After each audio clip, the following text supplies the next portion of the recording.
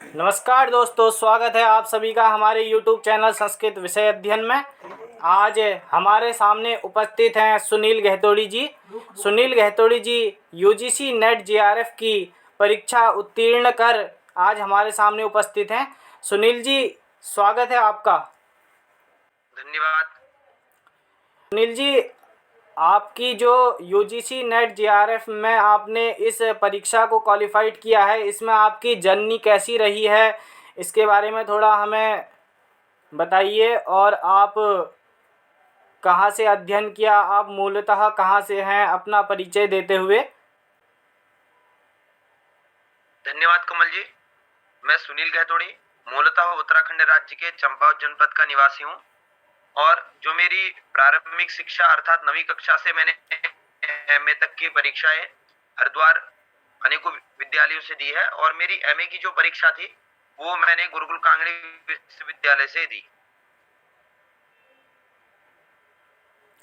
तो सुनील जी, आपसे हम ये जानना चाहेंगे कि जो नेट जेआरएफ के लिए आपने सब्जेक्ट तैयार किए, 10 की 10 यूनिटें तैयार की, उसमें आपने क्या स्ट्रेटेजी बनाई पढ़ाई के लिए, किस तरह उन 10 यूनिटों को आपने मैनेज किया, फर्स्ट पेपर कैसे मैनेज किया। देखो, बहुत अच्छा आपने प्रश्न पूछा है कि जो नेट की परीक्षा में 2 पेपर होते हैं ये सभी को पता है। प्रथम जो प्रश्न पत्र होता है सामान्य होता है अर्थात 81 जो कोड है सबके लिए एक समान रहता है। जो दूसरा विषय है, मैं संस्कृत विषय का छात्र हूँ, तो मेरे लिए मेरा जो दूसरा विषय था संस्कृत था, उसमें 10 यूनिट है जिसमें से वैदिक दर्शन व्याकरण साहित्य इत्यादि करके 10 यूनिट है। तो 10 यूनिट में जो थोड़ी क्लिष्ट यूनिट है उसको यदि देखें तो दर्शन वाला पार्ट जो है और साहित्य वाला पार्ट कहीं ना कहीं विशाल, थोड़ा सा विशाल कह सकते हैं, तो इस पर ज्यादा ध्यान देने की आवश्यकता है। और जो 10वीं यूनिट है, 9वीं 10वीं यूनिट जो है अर्थात जिसमें रामायण महापुराण महाभारत लिपियां अभिलेख और आपके क्या बोलते हैं मनुस्मृति याज्ञवल्क्य की स्मृति सामान्य स्मृतियों का परिचय, ये वाली जो यूनिट है ये बहुत ही महत्वपूर्ण यूनिट है। महत्वपूर्ण जी। यूनिट इसलिए है क्योंकि प्रश्न अधिकतर यहाँ से आ जाते हैं और प्रश्नों का जो आजकल जो पेपर बना रहे हैं वह कहीं ना कहीं यहाँ से अधिक प्रश्न पूछे जा रहे हैं। और जैसे कि व्याकरण यूनिट अपने आप में विशाल है, बहुत सारा साम्राज्य है उसमें, बहुत पूरा व्याकरण कहीं ना कहीं व्याकरण की यूनिट में आ जाता है, चाहे कारक हो चाहे समास हो चाहे वो तद्धित प्रकरण हो चाहे प्रत्यांत प्रकरण वाला भाग हो। तो परिश्रम उसमें भी करना है लेकिन उससे ज्यादा परिश्रम 9वीं 10वीं यूनिट और वैदिक यूनिट अर्थात जो प्रथम यूनिट है जिसमें सूक्त है और दूसरी यूनिट में ब्राह्मणों का परिचय दर्श पूर्णिमा सुकनासोपदेश इत्यादि, इनको बहुत अच्छी तरीके से पढ़ना है। तो सुनील जी, आपका जो जेआरएफ हुआ, ये कौन सा अटेम्प्ट में हुआ। अभी तो ये तीसरी बार में मैंने जेआरएफ की परीक्षा उत्तीर्ण की है। तो इससे पहले शायद आपका नेट हो गया होगा। जी जी।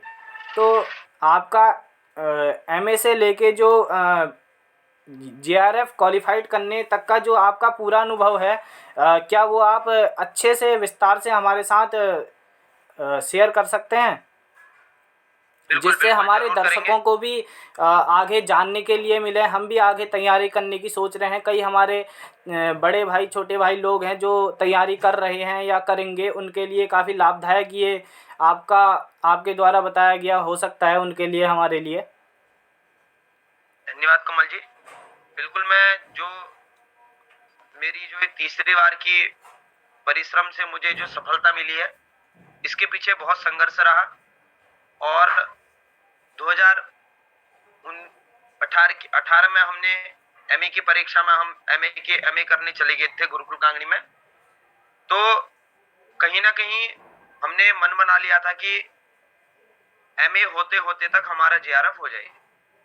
तो उसके लिए प्रथम वर्ष में भी मेहनत की, द्वितीय वर्ष में मेहनत की, लेकिन प्रथम बार में नेट की परीक्षा उत्तीर्ण कर ली क्योंकि प्रथम प्रश्न पत्र के विषय में हमने कुछ भी नहीं पढ़ा था। केवल सामान्य जो होता है केवल इतना पता था कि ये यूनिट है और यहाँ से प्रश्न आ सकते हैं, इतनी हमें जानकारी थी। तो उसके बाद अगली बार जो परीक्षा दी उसके लिए काफी परिश्रम किया।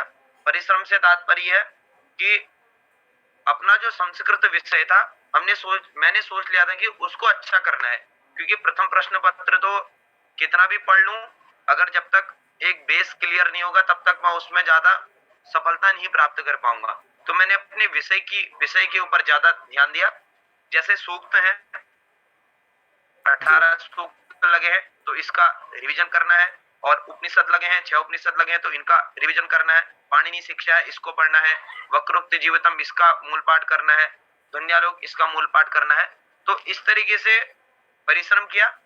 और जब दोबारा जब नेट की परीक्षाफल आया तो उस समय मेरा नेट ही हो पाया था, जो कि 2 या 3 नंबरों से मेरा फिर दोबारा जीआरएफ रुक गया।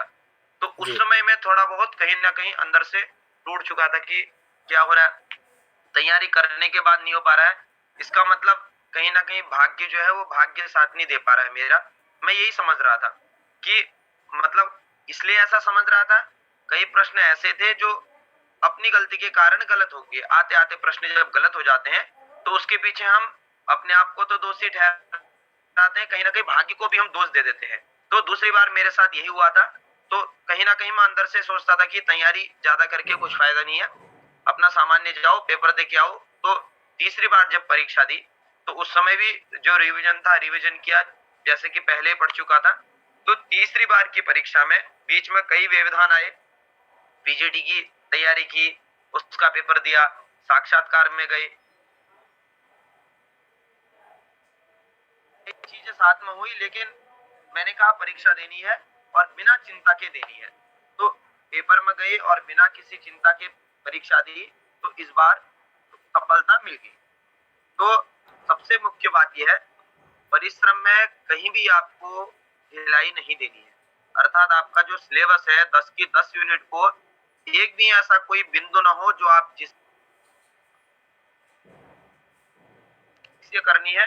10 की 10 यूनिट में से प्रत्येक बिंदु को पढ़ना है। कहीं से भी कोई प्रश्न आ सकता है और सामान्य परिचय तो हर किसी का ग्रहण करना ही करना है, उसे बिल्कुल नहीं छोड़ना है।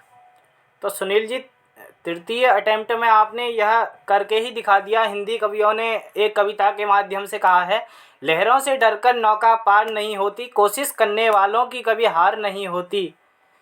चींटी जब दीवारों पर चढ़ती है, चढ़कर गिरना गिरकर चढ़ना वो उसका स्वभाव बन जाता है, फिर भी कोशिश करने वालों की कभी हार नहीं होती। तो यह चीज़ आपने सार्थक कर दिखाई। तो सुनील जी, एक चीज़ और जानना चाहूँगा, आपने किस पुस्तक का सहारा लिया नेट जेआरएफ के लिए मूल ग्रंथों के अलावा? क्योंकि मेरा मानना यह है कि कहीं ना कहीं कंपटीशन के लिए अदर पुस्तक भी ज़रूरी है मूल बुक्स के अलावा। बिल्कुल, आपने बहुत सही पूछा है। आजकल की जो परीक्षाएं हैं वह कहीं ना कहीं पुस्तकों पर आधारित होकर परीक्षाएं पास नहीं की जा सकती हैं। हमें अन्य चीजों का भी सहारा लेना पड़ता है, जी जिसमें से जी, सबसे मुख्य साधन आपके पास यूट्यूब है। इंटरनेट आदि जी। यूट्यूब में भी यूट्यूब बहुत अच्छा प्लेटफॉर्म है पढ़ाई के लिए। तो उसका आप सहारा लेकर के अच्छी तरह अध्ययन कर सकते हो। उसमें भी संस्कृत के लिए मैंने चुना संस्कृत गंगा को। और संस्कृत विषय अध्ययन अभी सतीश पनेरू जी संचालित कर रहे हैं। अभी जी 1 डेढ़ साल से वो चला रहे हैं। इसमें भी उन्होंने यूजीसी के लिए बहुत सारे ऐसे टॉपिक, ऐसे बिंदुओं को पढ़ाया है, और वो भी श्लोक के माध्यम से। अर्थात जो बिंदु पुस्तक में है उनको एक श्लोक के रूप में बना करके सब लोगों के सामने रखना, ये उन्होंने संयोजन। जैसे ब्राह्मी की क्या है, और सेमेटिक, उत्तर सेमेटिक, फिनिशियन लिपि के कौन है, इस तरीके से उन्होंने श्लोक बनाए हैं। और विज्ञानवादी, आत्मख्याति और इत्यादि जो विज्ञानवाद के जो प्रवर्तक हैं उनके विषय में तो बहुत अच्छे अच्छे श्लोक बनाए हैं। जी तो इसमें भी काफी चीजें मैंने की है। जी, सही और कह रहे हैं। जैसे संस्कृत विषय अध्ययन कहीं ना कहीं एक बहुत अच्छा प्लेटफॉर्म है हमारे लिए। और मैंने भी संस्कृत गंगा वह भी अपने आप में जी, बहुत अच्छा है। और सर्वज्ञ जी अकेडमी ने से तो अरुण सर को भी। तो सुनील जी, आपने अपना अनुभव हमारे साथ शेयर किया और हमारे दर्शकों के लिए काफ़ी महत्वपूर्ण जानकारियों का आपने भंडार हमें दिया। जो काफ़ी लोगों के लिए ये एक सोने के समान हो सकता है। बहुत बहुत धन्यवाद आपका। बिल्कुल। यूट्यूब चैनल के जो संचालित सतीश जी हैं उनको भी सादर धन्यवाद। जी।